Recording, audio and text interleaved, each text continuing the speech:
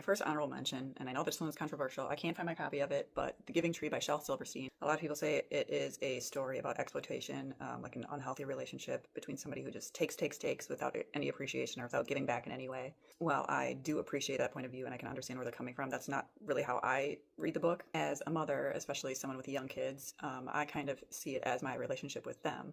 It's a relationship of unconditional love. Like if you see the tree as the mother and the boy as her child, the mother gives without expecting anything in return from her child. At least up to a certain age, a mother sacrifices so much for her children without expecting anything in return. And I don't think a mother is supposed to expect anything in return from a young child. You know, we sacrifice so much mentally, spiritually, physically, because we do love our child and we're happy to do that. Being in a state of sharing without expecting anything in return is such a high vibrational place to be.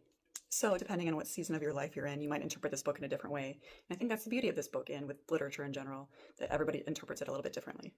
Next honorable mention is Love You Forever by Robert Munsch, same guy who wrote The Paper Bag Princess. Let me tell you, I was struggling reading this, like bawling. Even my kids were on the verge of tears. But when the old mother snuck into her grown son's room through the window, thank God that happened because I was laughing so hard. That was hysterical.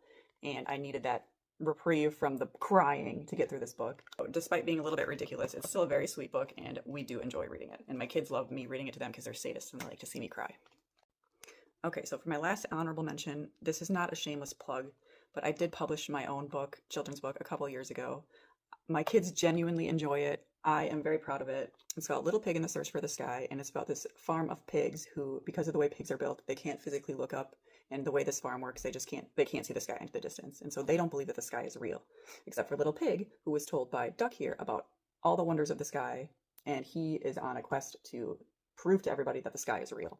So Little Pig goes through all these different trials to attempt to see the sky, and they all keep failing until one of those failures finally becomes a success and he's able to see the sky. It's got themes of determination, never giving up despite being teased, questioning authority. So we do read this book quite a bit. I have a bunch of copies at home.